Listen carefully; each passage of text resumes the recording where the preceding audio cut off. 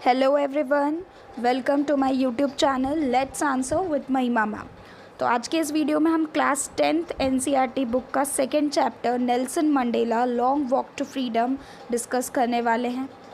ठीक है, अब इस चैप्टर में बहुत सारे क्वेश्चंस हैं। सबसे पहले तो हम इस चैप्टर को अगर देखें तो इस चैप्टर में स्पीच है नेल्सन मंडेला जी के द्वारा दी गई हुई, जो स्पीच उन्होंने दी थी जब वो पहले राष्ट्रपति बने थे, प्रेसिडेंट बने थे अफ्रीका के, साउथ अफ्रीका के। तो वो जो स्पीच दी थी, इनॉग्रल स्पीच उन्होंने, तो वो बहुत हिस्टोरिक मोमेंट था, इसलिए इसको एक चैप्टर के रूप में आपको दिया गया है। तो इसमें जो वर्ड्स हैं वो बहुत ही पॉलिटिक्स से रिलेटेड वर्ड्स हैं, है ना, कॉन्स्टिट्यूशन से रिलेटेड वर्ड्स हैं जो बहुत ज़रूरी हैं। ये जो वोकैबलरी आप इस चैप्टर से सीखोगे बहुत इम्पॉर्टेंट है, क्योंकि इससे आप अपने देश की भी वोकैबलरी आपकी अच्छी होगी, English related vocabulary.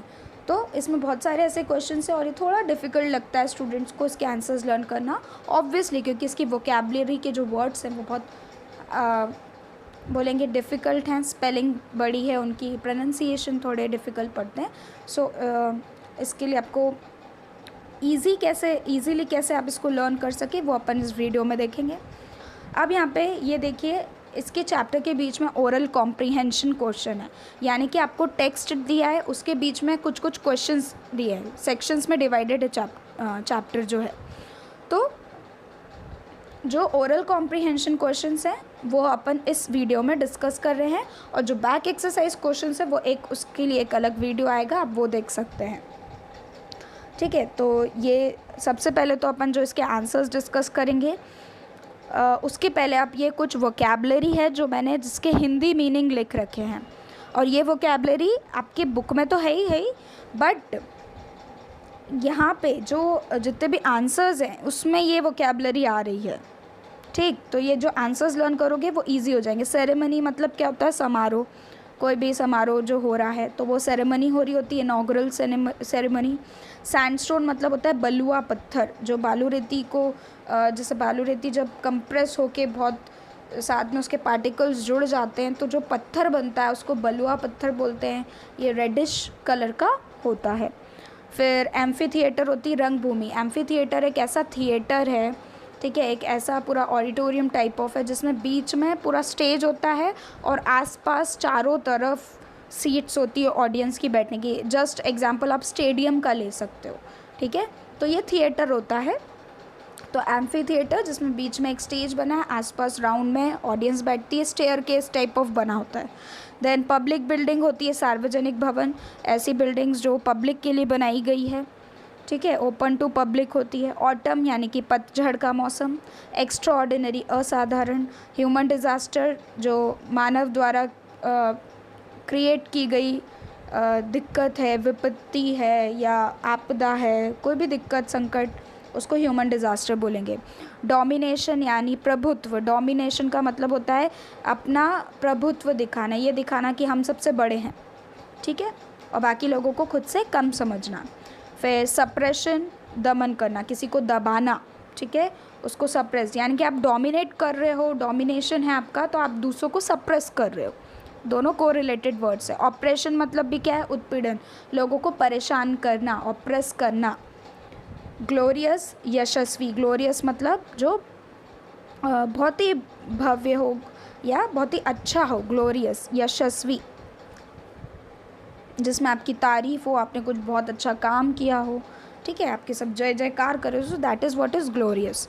Human achievement. Human achievement जो मानव की उपलब्धि है, इंसान की उपलब्धि है। Non racial government, GOVT short form है गवर्नमेंट का। नॉन रेशियल यानी कि गैर नस्लीय सरकार। अब रेस क्या होती है? जो लोगों द्वारा बनाई गई, जैसे रेस है, अलग अलग रेस होती है, गोरे लोग, ठीक है, ब्लैक लोग, तो ये रेस में आते हैं। जैसे इंडियन रेस अलग है, यहाँ के लोगों का एक अलग से फीचर्स होते हैं बॉडी के, है ना। साउथ अफ्रीका के लोगों के अलग फीचर्स हैं, अमेरिका यूरोप के लोगों के अलग फीचर्स हैं। So that is what is race. तो नॉन रेशियल गवर्नमेंट जिसमें एक प्रॉपर रेस की गवर्नमेंट नहीं है, जैसे कि एक ही रेस का व्यक्ति बन रहा है ना, ब्लैक है तो ब्लैक ही बन रहा है, वाइट है तो वाइट ही बन रहा है, तो वो डोमिनेशन करने लगते हैं फिर, ठीक है, तो वैसा नहीं है, सब बन सकते हैं। That is what is non racial government. फिर डेमोक्रेटिक गवर्नमेंट यानी लोकतांत्रिक सरकार, है ना, जहाँ पे लोग चुनते हैं, उनका जो हेड है उसको लोग चुनते हैं, that is what is democratic government, लोकतांत्रिक सरकार। इंटरनेशनल लीडर्स, अंतर्राष्ट्रीय नेता, ठीक है। ओकेशन यानी कि कोई भी अवसर। विक्ट्री यानी कि विजय, जीतना। आइडियल्स यानी कि आदर्श जो है। लिबरेटिंग यानी कि मुक्ति, फ्री कर देना। पॉवर्टी यानी कि गरीबी। सफरिंग यानी कि कष्ट, कोई भी दिक्कत हो रही है आपको तो आप सफरिंग है आपको, ठीक है। डिस्क्रिमिनेशन यानी कि भेदभाव करना, ये वर्ड बार बार यूज़ हो रहा है, डिस्क्रिमिनेशन, भेदभाव करना। Then come to the next page, बहुत सारी वोकैबलरी है इस चैप्टर में, ठीक है। सैल्यूट मतलब है सलाम करना। अरेस्टेड यानी गिरफ्तार करना। एटीट्यूड्स यानी कि व्यवहार। कम्युनिटी यानी कि कोई समुदाय। पीसफुली शांतिपूर्ण तरीके से। डिकेड मतलब होता है दशक, 100 साल का जो समय है उसको डिकेड बोलेंगे। रेशियल डिस्क्रिमिनेशन, मैंने रेस का मतलब आपको बताया नस्ल, ठीक है, तो रेशियल डिस्क्रिमिनेशन यानी कि नस्लीय भेदभाव, नस्ल के बीच में भेदभाव करना। जैसे कि यहाँ इस चैप्टर में अपन देखते हैं कि जो गोरे लोग हैं, वाइट पीपल हैं, वो ब्लैक लोगों के साथ भेदभाव करते थे। Peace, justice and equality, peace मतलब शांति, जस्टिस मतलब न्याय, इक्वालिटी मतलब समानता। करेज मतलब साहस। एब्सेंस मतलब अनुपस्थिति। फियर मतलब डर। नेचुरल इंस्टिंक्ट मतलब प्राकृतिक प्रवृत्ति, यानी कि जो हमारी नेचुरल इंस्टिंक्ट है, हमारा प्राकृतिक प्रवृत्ति क्या है, एक इंसान की प्राकृतिक प्रवृत्ति क्या होगी, नेचर कैसा होता है एक इंसान का, ठीक है, तो उससे एग्जाम्पल से आप समझ सकते हो। देन हेट्रेड, नफरत। ऑब्लिगेशन यानी कि ड्यूटी, दायित्व। फ्रीडम यानी कि आज़ादी। ऑनरेबल यानी कि माननीय। रिस्पेक्ट, सम्मान। ऑप्रेसर, अत्याचारी। ऑपरेशन अपन ने पढ़ा, ठीक है, उत्पीड़न करना, किसी को दिक्कत देना, परेशान करना, टॉर्चर करना। तो वैसे ही ऑपरेसर कौन है, जो ये चीज़ें करता है उसको ऑपरेसर बोलते हैं। देन प्रिजर यानी कि कैदी या बंदी, जो प्रिजन में बंद है, जो कैद किया हुआ है जिसको जेल में, ठीक है। तो ये सारे वोकैब्स, ये सारे वर्ड्स आएंगे अभी इन आंसर्स में। First question is where did the ceremonies take place, can you name any public buildings in India that are made of sandstone.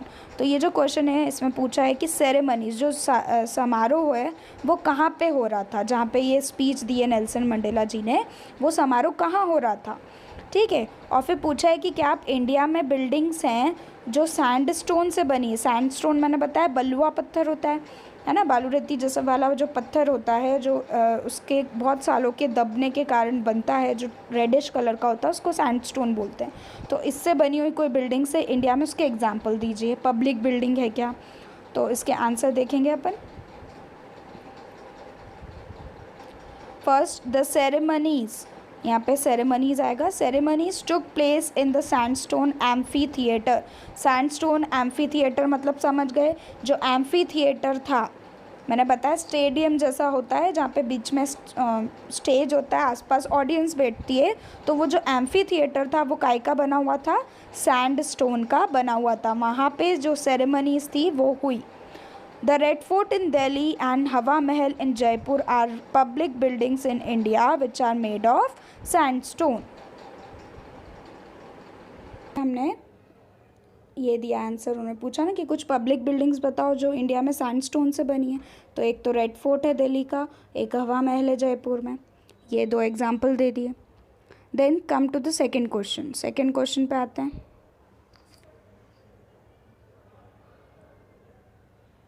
Second question क्या दिया है, can you say how 10th May is an autumn day in South Africa. ये आपका second question है कि क्या आप बता सकते हो कि कैसे 10th May जो है वो एक ऑटम डे है साउथ अफ्रीका में। तो ऑटम का मतलब मैंने बताया, ऑटम का मतलब है पतझड़, पतझड़ का दिन क्यों है साउथ अफ्रीका में, ठीक है। तो इसका आंसर क्या है, 10th May is an autumn day in South Africa because from March two may it is autumn season in South Africa. क्यों, क्योंकि 10th May का दिन है, ठीक है, मई का महीना चल रहा है, और साउथ अफ्रीका में मार्च से लेके मई तक क्या होता है, ऑटम का सीज़न होता है, पतझड़ का मौसम होता है, इसलिए कौन सा डे हो गया, autumn day. Very simple answer. फिर आ जाओ क्वेश्चन थर्ड पे। At the beginning of his speech, Mandela mentions an extraordinary human disaster. What does he mean by this? तो जब मंडेला अपनी स्पीच स्टार्ट करते हैं तो स्टार्टिंग में बोलते हैं an extra ordinary human disaster. ठीक है, तो इसका क्या मतलब है? और what is the glorious human achievement he speaks of at the end. फिर बाद में वो बोलते हैं ग्लोरियस ह्यूमन अचीवमेंट. तो वो ये जो बोल रहे हैं an extra ordinary human disaster और ग्लोरियस ह्यूमन अचीवमेंट, तो इसका क्या मतलब है, क्या वो कहना चाहते हैं? तो क्या कहना चाहते हैं? मैंने एक्स्ट्रा ऑर्डिनरी का मतलब बता दिया, ह्यूमन डिज़ास्टर का मतलब बता दिया. तो किस चीज़ को वो ह्यूमन डिज़ास्टर बोल रहे हैं पहले तो वो ह्यूमन डिज़ास्टर बोल रहे हैं डोमिनेशन और suppression of dark people by white people. ठीक है, तो ये ह्यूमन डिज़ास्टर है, एक इंसान द्वारा क्रिएट की गई आपदा है, दिक्कत है, उसको डिज़ास्टर बोलेंगे. तो ये क्या क्रिएट किया था कि डार्क पीपल को डोमिनेट किया जा रहा था, सप्रेस किया जा रहा था, उन्हें परेशान किया जा रहा था. किनके द्वारा? वाइट पीपल के द्वारा. तो ये फर्स्ट पार्ट हो गया. फिर सेकंड पार्ट इसका क्या है? Glorious human achievement. और ह्यूमन अचीवमेंट क्या है फिर? Means victory of non racial democratic government in South Africa after 80 long years. यानी 80 साल के बाद वहाँ पे किसकी विक्ट्री हुई, किसकी जीत हुई? नॉन रेशियल, गैर नस्लीय लोकतांत्रिक सरकार की, डेमोक्रेटिक गवर्नमेंट की. तो ये क्या थी? एक ह्यूमन अचीवमेंट थी, इंसान की जीत थी कि ऐसे देश में जहाँ 80 साल से डोमिनेट किया जा रहा था, सप्रेस किया जा रहा था ब्लैक पीपल को वाइट पीपल द्वारा, वहाँ पे एक नॉन रेशियल गवर्नमेंट बनी. तो ये एक ह्यूमन अचीवमेंट थी. तो यही आपका आंसर है. Then come to fourth question.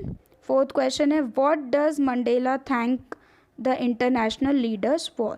तो अब हम देखते हैं कि वो सेरेमनी में, वो समारोह में सब अलग अलग देश के नेता लोग भी आए थे, इंटरनेशनल लीडर्स भी आए थे. तो उनको वो थैंक क्यों करते हैं, क्या थैंक करते हैं उनको, किस चीज़ के लिए? तो Mandela thank the international leaders to be present on the important occasion of South Africa. वो उन्हें धन्यवाद करते हैं कि वो एक बहुत ही ज़रूरी ओकेशन पर, अवसर पर साउथ अफ्रीका में आए हैं, उसमें प्रेजेंट है. यानी साउथ अफ्रीका में जो एक अच्छी चीज़ हो रही है उस जीत को मनाने आए हैं. तो ये आपका आंसर 4 हो गया. Then come to next question. Next question है आपका फिफ्थ क्वेश्चन. क्या है? What ideals does he set out for the future of South Africa. क्या आइडियल्स, क्या आदर्श वो देते हैं साउथ अफ्रीका के भविष्य के लिए, फ्यूचर के लिए? तो मंडेला ने क्या आदर्श बताए हैं, नेल्सन मंडेला जी ने? उनकी स्पीच में वो बोलते हैं Mandela sets out the ideals of liberating people. Liberating का मतलब मैंने बताया फ्री करना, किसी को मुक्त करना या किसी को फ्री कर देना, आज़ाद कर देना. तो लोगों को किस चीज़ से आज़ाद करना? From poverty, suffering and other discrimination. गरीबी से, पॉवर्टी यानी गरीबी, सफरिंग यानी दिक्कतें, कष्ट, डिस्क्रिमिनेशन यानी कि भेदभाव. तो इन सारी चीज़ों से फ्री कर देना, लिबरेट कर देना. ठीक है, तो इससे आपको वोकैबलरी इंक्रीज़ होगी. फ्री यानी लिबरेट करना. तो ये सारी वोकैबलरी आपको लर्न करनी चाहिए और यही यूज़ करनी चाहिए आंसर में. Then come to second page, जो अलग पेज पे एक ओरल कॉम्प्रिहेंशन चेक दिया है, उसका फर्स्ट क्वेश्चन क्या है? What do the military generals do, how has their attitude changed and why. तो जो मिलिट्री के जनरल थे वो क्या करते हैं, उनका जो एटीट्यूड है, व्यवहार, वो कैसे बदल जाता है और क्यों बदल जाता है? तो आंसर क्या है? मिलिट्री जनरल जो हैं नेल्सन मंडेला जी को सैल्यूट करते हैं, सलाम करते हैं. The president of South Africa. ठीक है, नेल्सन मंडेला जी कौन है? प्रेसिडेंट साउथ अफ्रीका के बनते हैं, फर्स्ट ब्लैक प्रेसिडेंट. ठीक है, तो वो उनको सलाम करते हैं, सैल्यूट करते हैं, जिनको उन्होंने पहले अरेस्ट किया था. ठीक है, जब वो लड़ाई लड़ रहे थे आज़ादी की, तब उनको अरेस्ट किया था इन्हीं मिलिट्री जनरल्स ने. अब वो जब प्रेसिडेंट बन गए हैं तो वो उनको क्या कर रहे हैं? सैल्यूट कर रहे हैं. तो उनका जो एटीट्यूड है वो चेंज हो गया है. क्यों? क्योंकि साउथ अफ्रीका में अब कैसी गवर्नमेंट थी? नॉन रेशियल डेमोक्रेटिक गवर्नमेंट थी. ठीक है, now come to the second question. Second question है why were 2 national anthem sung. दो नेशनल एंथम क्यों, राष्ट्रगान क्यों गाए गए उस दिन? ठीक है, हम देखते हैं उसमें हमने पढ़ा चैप्टर में कि 2 राष्ट्रगान गाते हैं, वो तो क्यों? The 2 national anthems were sung by whites and blacks which shows that the 2 communities were to live together peacefully। तो 2 नेशनल एंथम इसलिए थे, एक जो वाइट लोगों का था और दूसरा जो ब्लैक कम्युनिटी का था, तो इसलिए 2 नेशनल एंथम गाते हैं ये। और दोनों का ये क्या दिखाता है कि दोनों कम्युनिटी अब पीसफुली, शांतिपूर्वक तरीके से वहाँ पर रहेगी, उस देश में रहेगी, तभी वो दोनों एंथम्स को एक्सेप्ट कर रहे हैं। Okay, now come to the next one, third one. How does Mandela describe the systems of government in which in his country? ठीक है, तो वो जो सिस्टम है गवर्नमेंट का उसको किस तरीके से डिस्क्राइब करते हैं मंडेला? फर्स्ट तो क्या है, इन द फर्स्ट डिकेड, पहली शताब्दी में कैसा था, and in the final decade, यानी कि ये शताब्दी ख़त्म होने के ऑफ 20th सेंचुरी, उस समय कैसा था, तो वो कैसे डिस्क्राइब करते हैं? आंसर 3 में देखेंगे, in the first decade the system was on the racial discrimination. जो सिस्टम था गवर्नमेंट का वो कैसा था? रेशियल डिस्क्रिमिनेशन पर, यानी कि नस्लीय भेदभाव होता था उनके देश में उस डिकेड में। फिर सेकेंड, जब नेल्सन मंडेला की डेमोक्रेटिक गवर्नमेंट आई, जब नेल्सन मंडेला जीते, तब सबने क्या एंजॉय किया? Peace, justice and equality. Peace यानी कि शांति, इक्वालिटी यानी कि बराबरी, सबको समानता थी, और जस्टिस यानी कि न्याय। तो ये 2 अंतर था दोनों जगह के, दोनों डिकेड के गवर्नमेंट का। Then come to answer 3।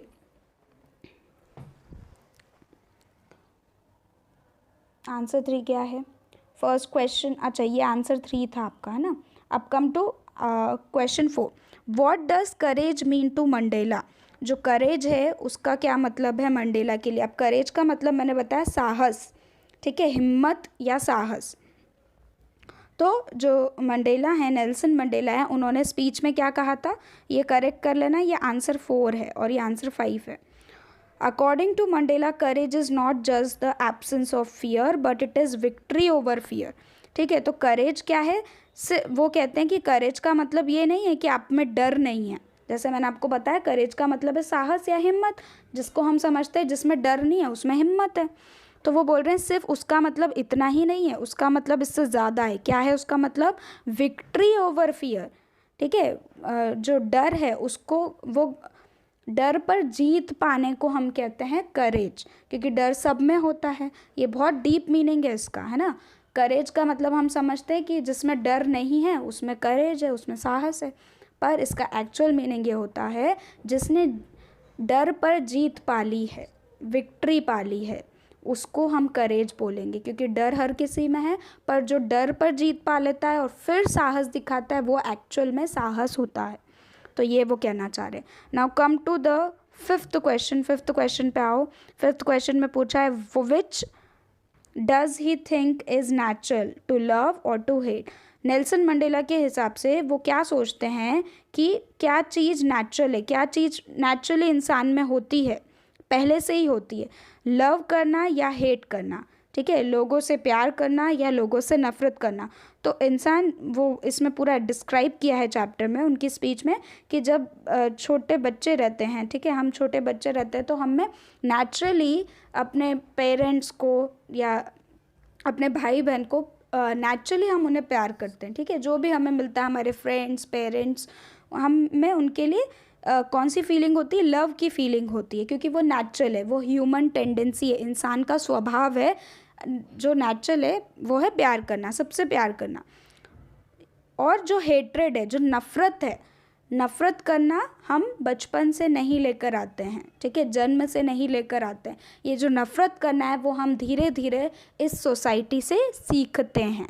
तो वही वो कहते हैं कि जैसे कि ब्लैक लोगों से नफ़रत करते थे वाइट, ठीक है, तो ये उनका नेचुरल बिहेवियर नहीं था, इंसान वाला बिहेवियर नहीं था, ये उन्होंने सीखा था। ठीक है, तो नफ़रत करना इंसान सीखता है और जो प्यार करना है वो उसमें ऑलरेडी प्रेजेंट होता है जन्म से। तो वो नेचुरल इंस्टिंक्ट होता है, जो चीज़ आपके स्वभाव में है वो नेचुरल इंस्टिंक्ट है। ओके, नाउ नेक्स्ट पार्ट पे आते हैं हम। इसमें 3 क्वेश्चंस हैं। फर्स्ट क्वेश्चन है what twin obligations does Mandela mention. तो कौन सी ट्विन ऑब्लिगेशन मंडेला मेंशन करते हैं?